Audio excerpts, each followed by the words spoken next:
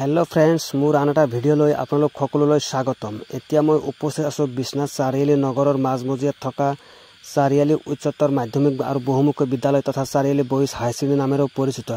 এই বিদ্যালয়ৰ সন্মুখ ভাগটো বৰ্তমান এনেকুৱা এটা পৰিৱেশ বিৰাজ কৰিছে, মনোৰম দৃশ্যৰ ভৰপুৰ হৈ পৰিছে। নিশ্চয় আপোনাৰো ভাল লাগিব। বিদ্যালয়ৰ চৌহদত প্ৰৱেশ কৰি বিদ্যালয়ৰ ভিতৰলৈ যোৱা ৰাস্তাৰ দুই কাষৰ গছ-গছনিবোৰৰ এক খুকীয়া অপৰূপ দৃশ্য, লগতে কৃষ্ণচূড়া গছজোপাৰ বিদ্যালয়ৰ সন্মুখ ভাগটো এনেকুৱা ৰঙীন কৰি তুলিছে, ৰঙা ৰং কৰি তুলিছে, পৰিৱেশটো ৰঙীন হৈ পৰিছে।